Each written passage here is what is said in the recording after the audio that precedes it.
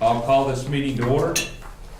And I want to start by welcoming our newest board member, Steve Ward. Steve takes Terry's Klein's spot. And Steve, we welcome you to the board and welcome you to many years of blissful marriage to this place. Just kidding. Thank you for being willing to serve, and thank you for being here. We'll start with the consent agenda. All the following items which concern reports and items of a routine nature normally approved at AHA meetings will be approved by one vote unless any trustee desires to have a separate vote on any or all of these items. The consent agenda consists of the discussion, consideration, and action on the following items. Minutes of the monthly finance meeting on October 25th, 2016. Minutes of the special trustee meeting on October 25th, 2016. And a check report October 8th, 2016 through November 7th, 2016. Roll call vote, please. How about a motion? Hey, let's do this through quick. Let's go. No Thunder games tonight. Where's the car? No discussion, nothing. I move we accept the consent agenda as written. Second. All right. We have a motion by Darlene Sanderson, a second by Hayla Simon to approve the consent agenda as it was presented. Roll call vote, please. Gasper, Yes. Kinsey, Yes. Sanderson, Yes. Simon. Yes. Brown, Yes. Ward. Yes. See, Rick gets a little closer to me and I just go, I may have to sit right next to no kidding. Bless you. Next is the CEO's report. Candace? All right. We continue advertising for all of our providers through different media and the billboards. Clinic visits, as you can see back there in your statistics, are up. Clinic visits continue building, and for Dr. Lawrence's office, as well as, urgent care is getting busier. It's that time of year. So we're glad to see that. Really, there's not a lot unless you see something specifically in my report that you have questions about. The downtown clinic, we did get a kudos for their clinic doing a great job this week, and we always like to hear that. I think people are starting to pay attention to those ads and utilizing our mid-level providers more and more. So that's good. We're plugging them in to help Dr. Kinsey with nursing home visits. Hopefully we'll see that happening soon to relieve her a little bit from that. Really, that's all I have. We've been working on the, trying to stay up with the progress of the UPL program, the nursing home upper payment limit program, and some other things, some revenue producing ideas that we're looking at, because God knows we need it. Anybody have any questions for me?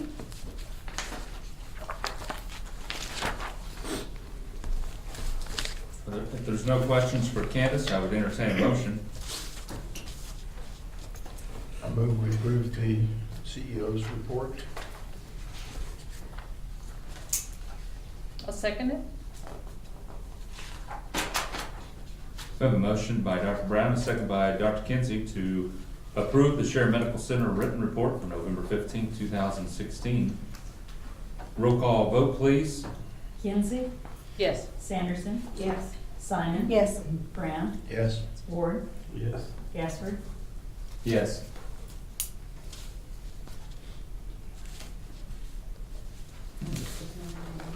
No, it's only, I just want to see. Go ahead. Okay. The next item is the approval or disapproval of Dr. Kinsey's contract addendum. Where's that? Okay. I don't have it, I'm sorry. We do have it. Yeah, she has it. It wasn't a part of each of your, do you want me to do it? Okay, we are proposing an addendum to Dr. Kinsey's employment agreement dated November 15th. And we are proposing that we change her compensation to $260,000 annually.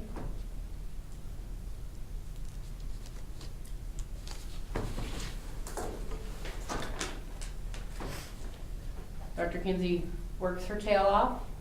I think she certainly deserves to be paid for what she does, and we had looked at her contract a couple of years ago, but going to an RVU based, which is based on number of visits, et cetera. We decided not to do that at that time. She elected to stay at that current salary, and so I'm bringing this to you tonight asking that we raise her salary to $260,000. Do we have some questions?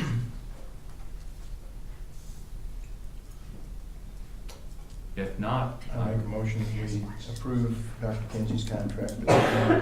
Second.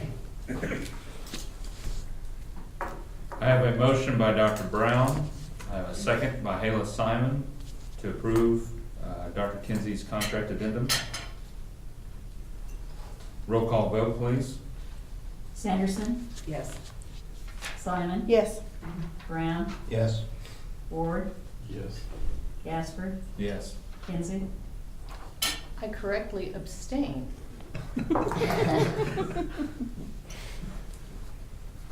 All right.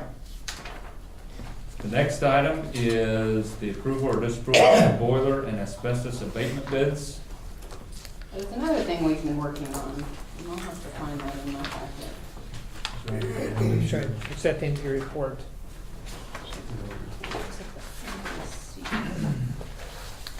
Maybe I pulled it out here. We've had McFarland Architects working on replacement of our boilers. As you are aware, the two boilers that are in place are the original boilers. One has been, what do you call it? Red tag. It's- Red tag, it's- so they can't we use it are anymore. no longer able to use it. So we have been in the process of taking bids. We opened those on last Tuesday. Last Tuesday, and you have in your packet the results of, does everybody see that in your packet? Looks like this. It's the page right before the CFO report. We got it. Okay, so we are proposing to go with the advanced boiler repair for $578,610. And then on the asbestos abatement was asbestos handlers, and they were out of Norman. Norman. Is that correct? No, wait, you went, No. no, we're going with mid-south. Mid-South. Mid-south abatement because the first bidder did not have all the information is correct in their bid packet, so we had to throw that out That once is they correct. didn't have part of the forms filled out. So Mid-South abatement and advanced boiler repair. Right. So what does the 120 calendar days mean? How long it's gonna take them to do the That project. is, Oh, that is their commitment, that they'll have it done in 120 days. And the abatement, Is 14. It's 14, so it's, days. is there some guarantee along with the advanced boiler repair? I mean, They have been vetted through McFarland Architect. Heath, that works for Connie, has done background checks to make sure that they're legitimate, that they do good work, that they, you know, the people that they've done projects for have been pleased with their services.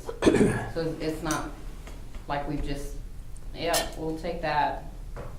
And they're gonna replace us with 3 boilers or 2? 3 smaller Two boilers. going smaller out, boilers. 3 small ones coming in. And did those have like a guarantee? You mean like a warranty? The warranty. Thank you. I can't answer that question. They have a manufacturer. Right. That one deal that we looked at, it has a manufacturer's warranty. I can't tell you how many. Don't know what it is. Right. We haven't got that far.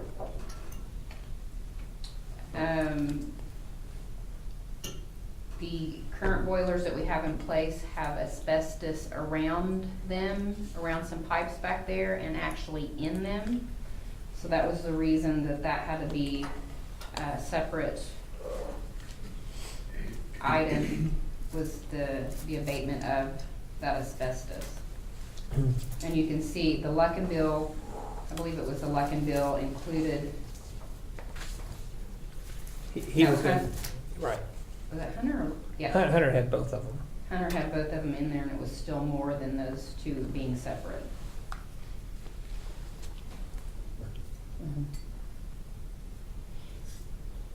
Is, We don't have a choice. It's something that we are gonna have to get done. Yeah.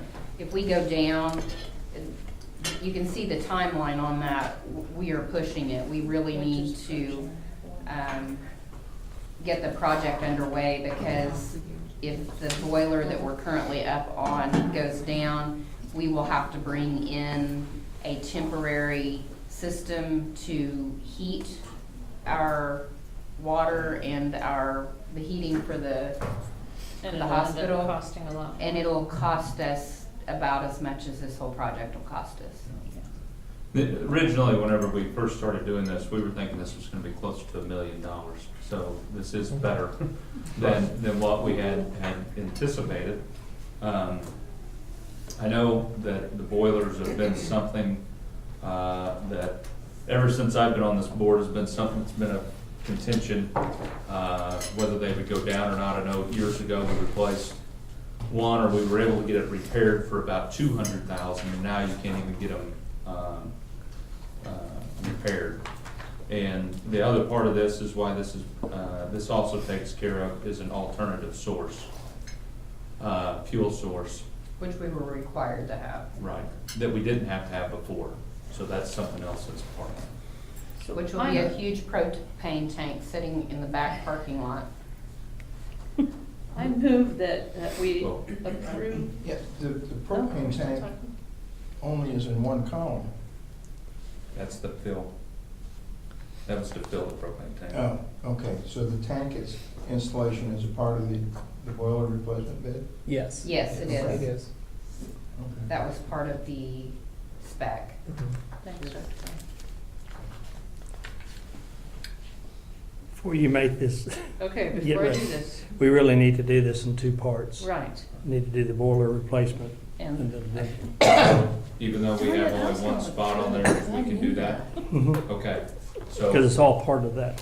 Everybody agenda item. understand that? We'll do two separate approvals. Okay. So it needs to have the name and how much. okay. So I move that we approve the bid from Advanced Boiler Repair for $578,610. A second.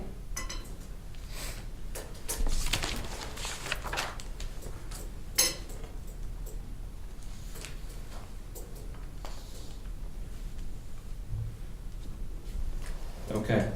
We have a motion from Dr. Kinsey, a second from Darlene Sanderson to approve the boiler bid with Advanced Boiler Repair for $578,610. Any other discussion on that? Not, roll call vote, please. Sun, Yes. Brown, Yes? Ward, Yes. Gasper, Yes. Kinsey, Yes. Sanderson. Yes. Okay, so next we need to do the abatement. We move, we approve the bid from Mid-South Abatement in the amount of $33,695. Second. I have a motion by Dr. Brown, a second by Hala Simon to approve the asbestos abatement bid with Mid-South Abatement, $33,695. Any other discussion on that? And just So we're all clear on the record, that is because the bid by, which was the lower bid by asbestos handlers, was improper. That is Wasn't correct. submitted correctly. Right. It was missing the business relationship out I'm of sure it. that's noted. That's fine. Here, Okay. Roll, it has that right there.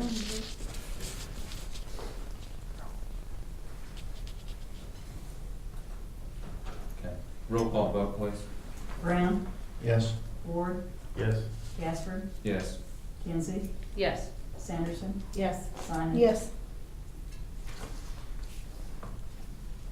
And just as a note, we have a. Go ahead. What were you gonna Go ahead. say? An application in the share trust to be able to pay for that. We will have an application. Yes. No, I was going to say, Connie McFarland did contact that one that did not have the appropriate information to let them know that they were lacking that documentation. All right. Do you have anything else? All right. Thank you, Candace. Next, Kevin, CFO's report. Okay. For the month of October, our operating cash balance was $83,746. This represents 2.4 days of operating expense, excluding depreciation. Our accounts receivable totaled $3,322,102, which was an increase of $100,389. Our days actually though decreased because our revenue was up. We went from 65.4 days gross to 63.4 days in October. Net days went from 46.5 in September to 44.1 in October. Accounts payable for October was $872,696. This represents 59 days of operating expense. Our gross patient revenue for the month totaled $2,072,046, which I think is probably the highest revenue month we've had for all three facilities combined. I know since I've been here for sure, which was a $229,000 increase compared to the prior month. Changes in gross patient revenue were as follows. The hospital increased their revenue by $192,272. The nursing home increased their revenue by $7,756, and the homestead increased their revenue by $28,972. Total patient days for October were 91 compared to 115 in September. Total clinic office visits for October was 1,613 compared to 1,466 in September. Nursing home average daily census for October was 53.7 compared to 53.6 in September. Hospital contractuals for the month of October were 53.4% of gross patient revenue. Accounts written off to collection agency totaled $92,852. Charity care for the month was $7,217. Operating expense, including salaries, benefits, and depreciation for the October totaled $485,455, or an increase of $19,403 compared to the prior month. Net operating loss for October was $180,374, and with our sales tax and everything, we ended up with a net loss for October of $111,649. Probably want to turn over to page 4. We'll go through each of the individual entities by themselves. Like I said, the hospital generated $1,709,000 worth of gross revenue. Once it was all said and done, that gross revenue only ends up being $661,108. Expenses was $880,199. Two line items that I want to point out to you is the benefit expenses was up from the prior month, and that was due to the fact that the prior month had we participate in Insure Oklahoma, which means that some of our employees actually we get some subsidies to help pay for some of their premiums. We got all those subsidies in the prior month, and for like 7 months worth in 1 month, so that made a huge difference in that. As well as we also had an increase, we pay once a quarter on unemployment taxes, so we had some unemployment in there, which drove that up to $48,959. The other line item is something that happens once every quarter, is in the other expenses. You can see it was up almost $60,000 compared to the prior month, and that's due to the SHOP payment that we pay once a quarter. That expense goes down there in the bottom, but that also reduces, we get that money back dollar for dollar, and it shows up as contractual, decrease in contractual expenses. The hospital by itself, after sales tax and everything, ended up losing $146,711 for the month. The 2 years side to side, the hospital this year is at a $568,000 loss through October compared to last year at $234,000. The nursing home, like I said, seeing a small increase in their revenue, but a little over $7,000. Their net income, though, for the month ended up being $6,871. So an improvement from the prior month, and they're continuing to be busy this month. Can you read it? Yeah. Compared to last year at this time, they're actually doing better than they were last year. Last year, they were at an $86,000 loss. This year, they're at a $44,000 loss. So they've seen an improvement there. The homestead actually had quite a bit more revenue. I think we talked about this last month. We didn't have some of the Meals on Wheels from the gel and stuff, and so last month they had a loss of $967. This month they had a $28,191 net profit. So if you average those two out, it's about what their normal profit is. Their expenses and stuff stayed pretty steady in the revenue from month to month. Year to date, they're doing about $17,000 better than they were last year at this time. They're at $64,041 this year. Year to date net income compared to $47,605 in the prior month. Of course, the next page shows you the statement of cash flow. We have $83,746 cash on hand. Page 11 and 12 is your accounts receivable. The unbilled continues about $400,000, which is where we need to continue to be at as well. Hopefully we'll start seeing the rest of the increased revenue come in the next few months. Page 13 and 14 is the balance sheet. And pages 15 on is all the statistical graphs. The one graph that you might notice is the mammographies was still down pretty low. We had an issue with a mammography machine during the month of October, which is not the best month for that to happen. We only had 12 mammographies, but I can tell you that we're making up for all the mammographies we missed in October, and this month we've really scheduled quite a few, so you'll see that. I do want to add, if you don't mind, on the Sure. mammographies, we do have a new company reading for us, and when we send them breast mammograms, the radiologist reading those mammograms specifically only read mammograms, so they are specialists reading those mammograms, so that is an improvement, I feel like, in the services that we provide, and Lynn, we need to push that, I think, at some point. Yeah, I got a direct mail piece from the Woodward Hospital at my house pushing mammograms. Thought that was interesting. Yeah. Hmm. I have to talk to Dave about that. Is there any questions I can answer on financials? I might just mention or add in finance. I don't know how many months now, we've been looking for other revenue streams and looking for, we spent quite a bit of quality time together. But there's some things coming down the pipe that might help and that might work out.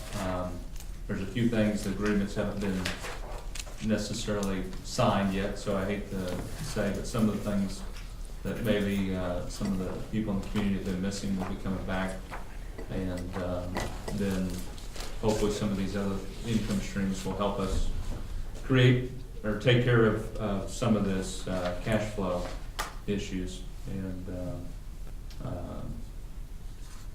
there's any other ideas, people have some ideas, I know the finance committee would welcome them, of ways that we can create other revenue streams. If you look at it, we had one of the best, maybe ever, total revenues that we've ever had, but those contractuals just kick you in the rear when they take such a big chunk, and we can't always dictate the person that's coming in who they have as an insurance carrier, but that may have a bearing on how much we actually get paid to do that service. So That's a reflection of healthcare and how people, it's hard to understand. There we made more money than we've probably ever made, gross wise, but it doesn't net out. We're depending on other people, the contracts, to pay us what those contracts are, and doesn't matter what your prices are. That's hard for people to understand. we could grow our revenue maybe by another $500,000, and we might then be able to break even based on the contractuals of this month. Just it's goofy. Not Who even knows? water, sorry. Maybe with changes that are coming down the pike, that'll make a difference. But until then, we don't know. Okay. Okay. The next item I have on there, last month I didn't have it on the agenda, but we did get the report from BKD. I need an approval of that BKD audit report. So, I move that we approve the BKD audit report. Second.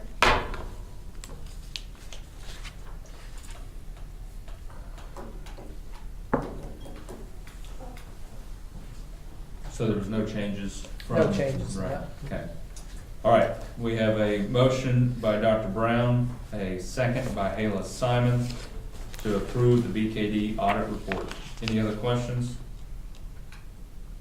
If not, roll call vote, please. Ward, Yes. Gaspard, Yes. Kinsey, Yes. Sanderson, Yes. Simon, Yes. Brown. Yes. okay. The next item should be underneath the CFO's report. Right after my reports, there should be a report that looks kind of like this spreadsheet. It's for some lab equipment. It's a 6-year proposal, and I need to kind of go over that. Once you guys find it, I can start down and going through there. It's about halfway back.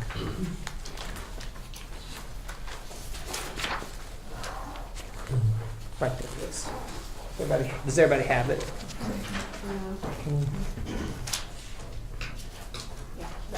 Just come towards me. Analysis of chemistry and immunoassay equipment. What we're looking at is our chemistry analyzer that we have upstairs is almost 8 years old. It's pretty much used up. It's used its useful life and stuff. So we was needing to look at that. And while we was looking at that, we also have another machine that's a mini Vitus and an iStat that does some other testing for us. And so what we're looking at is a new piece of equipment that can take the place of all 3 pieces of equipment. And in addition to that, we can do some other testing here that we've been sending out to our reference lab. So that would actually generate more revenue here because it wouldn't cost us as much to do that. So what I've done is I put together a 6-year layout to show you the cost of the equipment that we currently have and what the new piece of equipment would cost. So let's kind of walk down year 1. Right now, for the iStat Mini Vitus, the supplies are spending $85,000 for it. The Beckman, which is the chemistry analyzer, we're spending $36,206. So we're spending about $121,000 a year just in supplies to run the tests we currently do. The next things these are the tests that we're going to be able to bring in. We're going to be able to bring in testosterone, B12, ferritin, vitamin D, lactic acid. All those send-out tests, we spent $18,423. So in a given year, for the first year, we'd spend $139,633. With the new equipment, we can do those same tests for $124,015. And you can see year by year what the difference is. In year 4, this piece of equipment comes with a 3-year warranty. So in year 4, we have to buy warranty, and that's the reason you see that it goes up to $24,150. You can see that that's the first year that we might lose money. It'll be a little over $1,000, but then every year thereafter, it's actually a positive cash flow for us. This equipment is not required for us to purchase this up front. This is really a rental agreement. So at the end of the 6 years, we'll give it back to them. By that time, the equipment will be, and technology will have moved so much that we'll be ready to move on. This is what they consider dry technology, which means we don't have to have water to do that, which is a good thing. Water sources can be a problematic, and that's actually some extra maintenance fees and stuff that we have to do because you have to purify the water to run all these tests and stuff. There is other facilities in the area that have it. St. Mary's has a machine just like this and stuff. So it's something that's been out there as far as that goes and stuff. It's just a good piece of equipment, and it's a way that we can actually improve our equipment without any capital outlay, to be honest. And that helps a lot too. So, and it actually help improve our cash flow over the course of 6 years of almost $60,000 value. So my recommendation is to ask you guys to let us enter into this rental agreement for 6 years to get a Vitros 5600 machine for lab. So, and the lab directors looked at all this and stuff too. So She's looked at several machines, so. Yeah, and from my point of view, the most important thing here is that last lactic acid, because that's actually a critical lab when people come in, and we need to know the answer to that. And we're able to draw it and send it off to DLO, but we can't get the result for like 3 days. When a person's critically ill, it doesn't make any sense. So even though it shows that we've done 200 of them, we would do way more if we Right. could get the results. So I think that the benefit's gonna be even greater than it looks like on paper, plus the benefit to us monetarily, but also the benefit to the patients, because we need that number when the patient's here, not 3 days later. And this is with ortho? This is with ortho, yes, Diagnostics? right. Did we get bids from anyone else, or? She looked at several different things. This is the one that does dry technology, and because our problem is the water source, to be Right. honest. That's been lots of issues with our water source for the analyzers. And this gets us there. But yeah, she did a And it's thorough a- review. And it's a 6-year, Yeah, 6-year commitment. And at the end of the 6 years, and we return the equipment back to them, we'll be ready for our next piece of equipment. By then, we've used it up. That's as long as that equipment lasts anyway, so. And technology moves quite a bit too, so. And does it come with a maintenance agreement then? It does for the first 3 years. For the first two? Yeah, and then that's, if you look down there underneath that service contract, the first 3 years, you see all those zeros, that's for it's free, then the maintenance thereafter is $24,150 a year. Okay. So where it says send out test, is that how many times each of those have been sent out, 1 year? Or? Yeah, 1 year, that's per year. And what I did for the other things was their cost for supplies stuff normally goes up 3%, so that's the reason you've seen their cost goes up. Our cost will not change, except for by their same percentage they gave me. They told me exactly that's where we'd be locked at, so. Okay. And like I said, our biggest problem is our piece of equipment upstairs has been more than used. I mean, we've really got the full use of the equipment. the actual contract is following this Correct. page. There's 9 pages there. If you have any direct questions in regards to. Rick, if I make a motion on this, since the value changes year by year and there's Well, a you're- total, We have the actual written agreement here, so I think you just so we just, move to approve the rental agreement with Ortho Clinical Diagnostics as presented.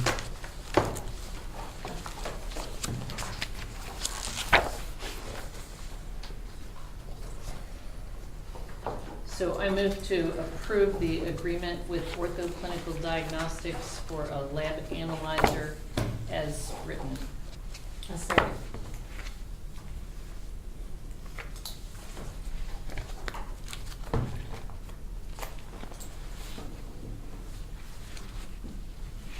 Darlene, is that you? Yes. All right, so I have a motion by Dr. Kinsey, a second by Darlene Sanderson to approve the agreement with Ortho Clinical Diagnostics for a lab analyzer as it was presented in this agreement. Any other discussion? If not, roll call vote, please. Gasper, Yes. Kinsey, Yes. Sanderson, Yes. Simon, Yes. Brown, Yes. Ford, Yes. Anything else? No, it's all mine. All right. Thank you, Kevin. Mm-hmm. Next, Dr. Kinsey. All right, so the Medical Staff Executive Committee met. Of note, we discussed the credentialing of 3 providers. And so I bring those to you now. I move that we appoint to courtesy staff Eric Amberson, MD, Emergency. Second.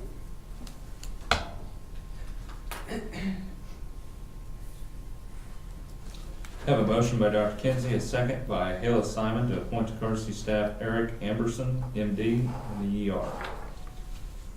Roll call vote, please. Kinsey, Yes. Sanderson, Yes. Simon, Yes. Brown, Yes. Ford, Yes. Gasper, Yes.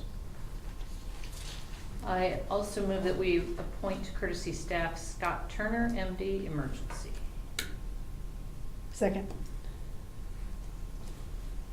I have a motion by Dr. Kinsey, a second by Hayla Simon to appoint to courtesy staff Scott Turner, MD, in the ER. Roll call vote, please. Sanderson, Yes. Simon, Yes. Brown, Yes. Ward, Yes. Casper, Yes. Kinsey. Yes. Teasing me. That is not nice. You wanna do this one, Jason? Nope. It's a good thing we don't have to approve his privileges. And finally, I move that we appoint to courtesy staff Dr. Montaher Alwazni, Emergency Medicine. Second. That's good. She did good. We have a motion by Dr. Kinsey, a second by Hayla Simon to appoint to courtesy staff Montaher Alwansi in the ER. Roll call vote, please. Simon, Yes. Brown, Yes. Ward, Yes. Casper, Yes. Kinsey, Yes. Sanderson. You were repeating yourself, weren't you? Yes, I will.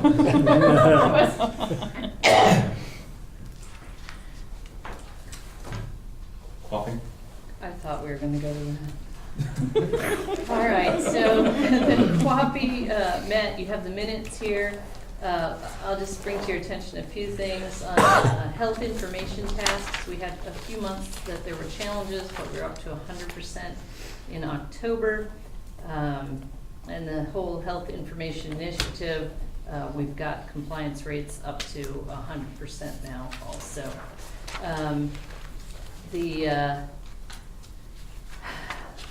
What's next? And for admissions, it was important that we code admissions properly, and so they're working on a task to make sure that all of those are coded properly when they arrive. And the goal for that is also 100%. Central Supply's been doing routine inventory checks and has been trending toward 100%. In patient safety, there were 3 events. A patient fell while being transferred. A patient got out of bed without assistance and fell. And there was one medication error that was minor, and those have all been reviewed, and the underlying causes. Going forward, we'll just keep an eye on things. That's the most important stuff there. Improvement of patient care? All right. Where, is that in my section? That's all the contracts were. The contracts were fine. Renewed, or Yeah. reviewed. So I know, but I just wondered where the list was. I think It's it's, there, it's right Yeah. behind. So every month, we review some contracts. They've been reviewed, and we went through the review of the review. We'll explain it later. It has to be done, though, because over the whole year, we have to review all the contracts and make sure that the contractor is keeping up to their Yeah. end of the It bargain. doesn't matter if they're due or not, we just have to review them to make sure that they're compliant with what they said they're gonna do. Exactly. All right. Then, we have 3 policies and procedures to talk about. The nursing policy and procedures manual was not updated at all. However, every year, we have to vote or reapprove that. So I move that we approve the nursing policies and procedures manual. Second.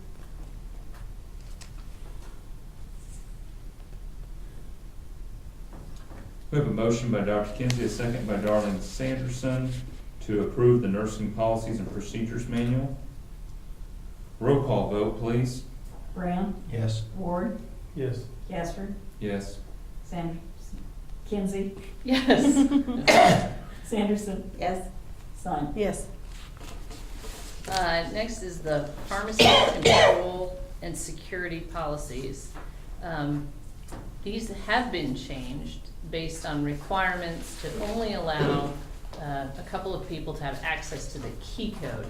Everyone else has to use the key, and the key is passed from nurse manager to nurse manager. So that's the change in that policy. I move that we approve the pharmacy control and security policies. Second. We have a motion by Dr. Kinsey, a second by Hala Simon to approve the pharmacy control and security policies. Roll call vote, please. Ward, Yes. Gaspard, Yes. Kinsey, Yes. Sanderson, Yes. Simon. Yes. Brown. Yes. I'm thinking. Okay.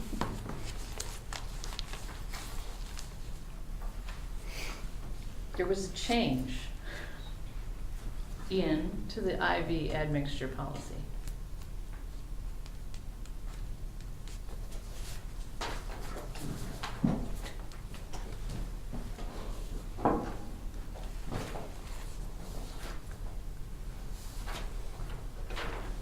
And I'll tell you what it was.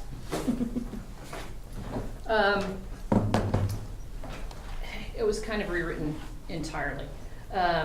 Nurses are not allowed to mix IV fluids for administration by another nurse. The nurse who mixes it has to be the one who administers it. There's a designated area where the nurses administer it, and that they have to, and a designated place for them to mix it, and they have to clean that each time. Then the simple stuff like they have to wash their hands and wear gloves while they're mixing.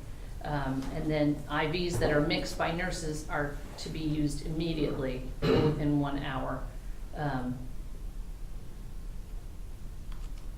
I'm not sure how much of that's changed, but that's the whole revision. I move that we approve the IV admixture policy. Second.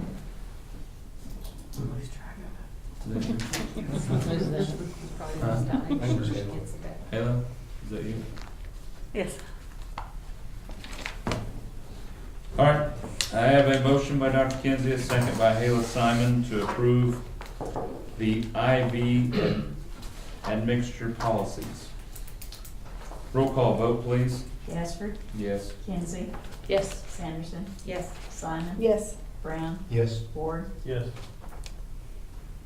Okay, I think that's it. Thank you. Next is the Share Convalescent Home Report. Rita?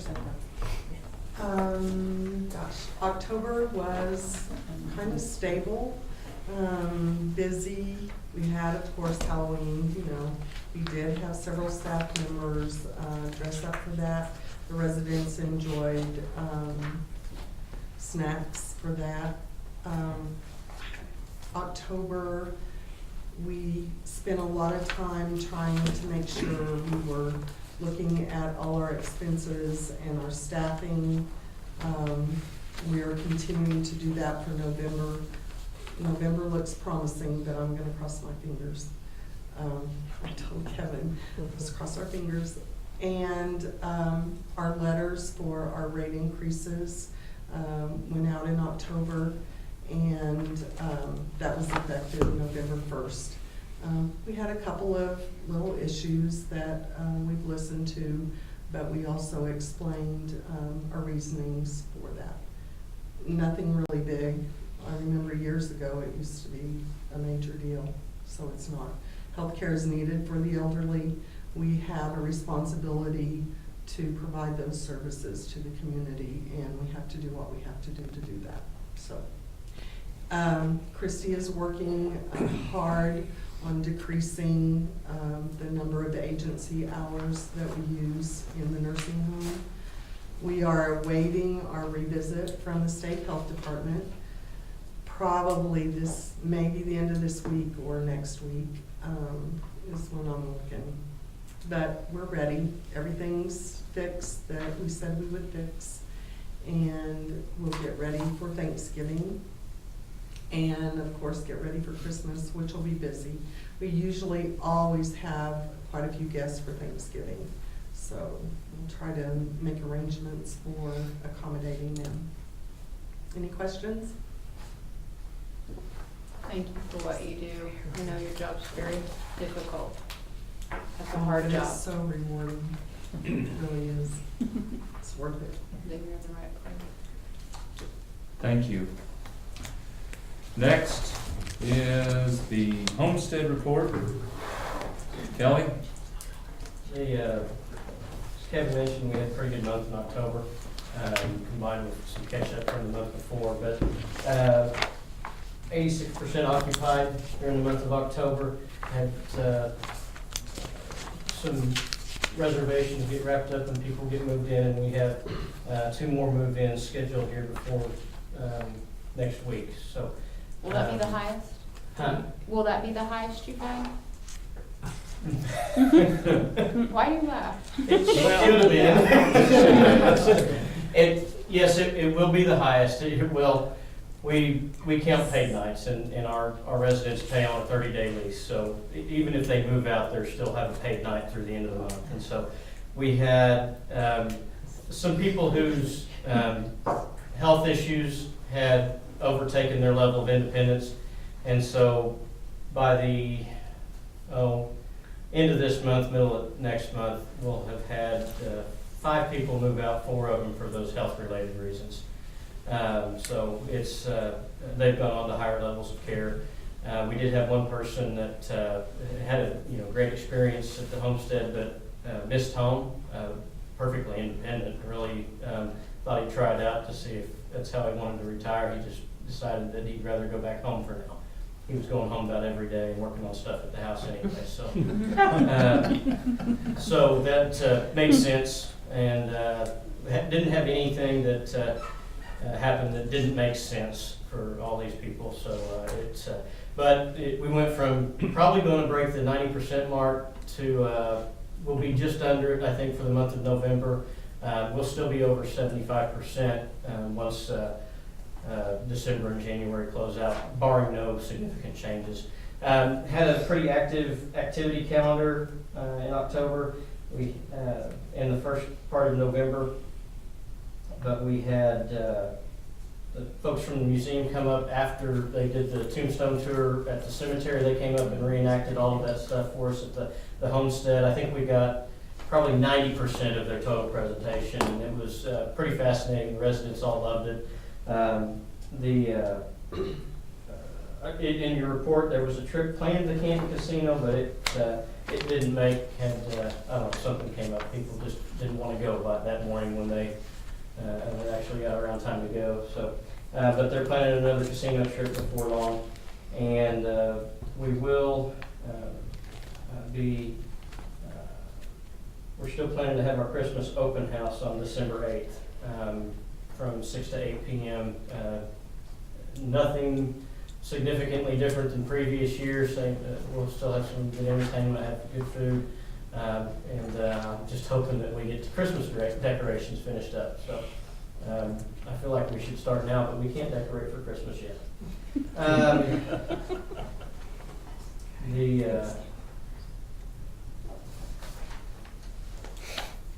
We had very good outcomes in terms of our cost savings in our kitchen in the month of October, and in fact, it was probably the best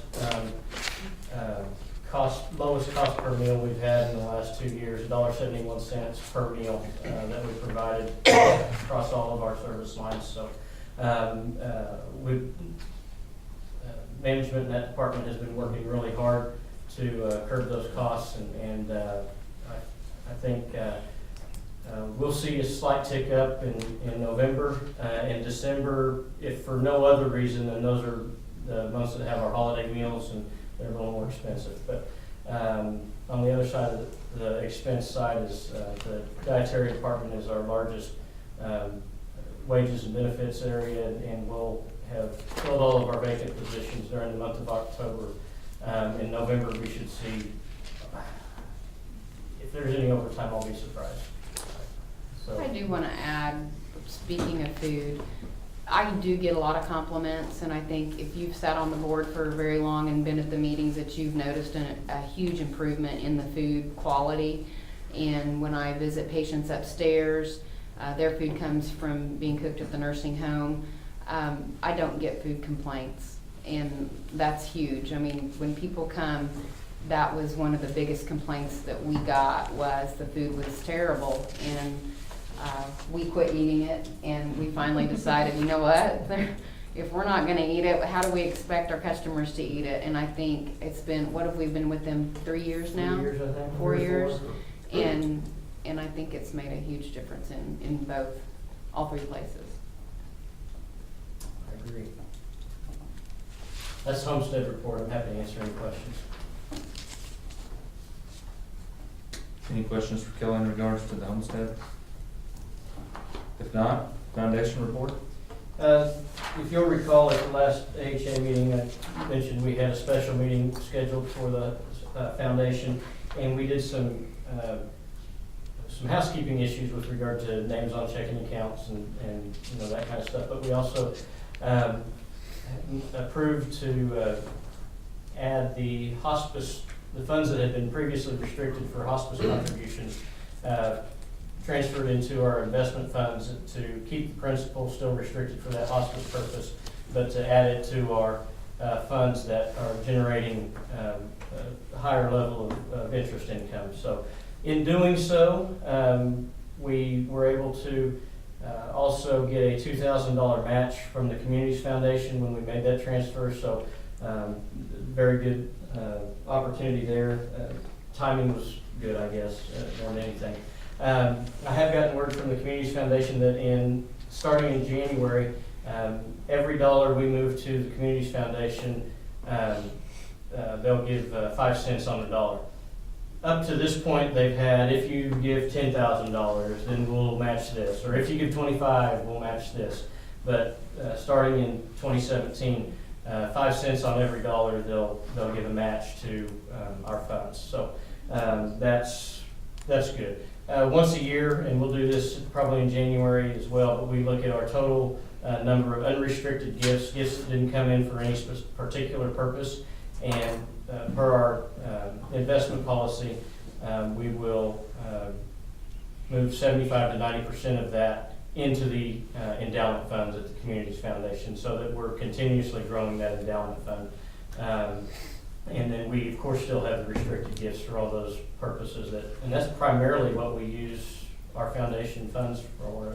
Almost anytime there's a request from the medical center, there's already been $1 donated, either for that general scope of service or specifically that item. So that's primarily what's going on there. The other thing that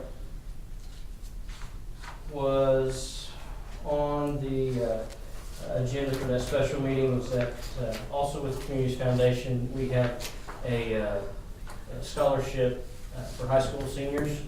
It is awarded during after they enroll in their junior year of a health career in college.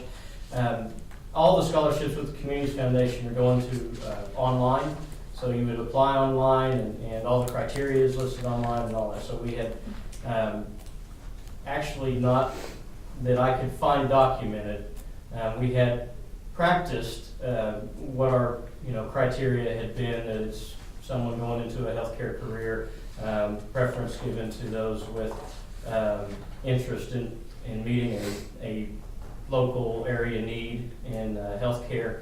And so those criteria had been kind of what the board had always judged the candidates on when they got the applications, but it had never been in writing. So that was approved by the board to put in writing along with the scholarship application to be on the Communities Foundation website. And so it will be a lot easier for that application to, I think, moving forward, make it into the hands of the students when they go apply for scholarships next year, or this spring. So, and also Communities Foundation, we did receive distribution for nursing education, which we get about every year. It's about $1,400 this year, and I think in talking to Regina, that's going to cover a good deal of our ACLS training that's required for the nursing staff. So that's foundation report. I'm happy to answer any questions. Any questions for Kelly? If not, thank you, Kelly.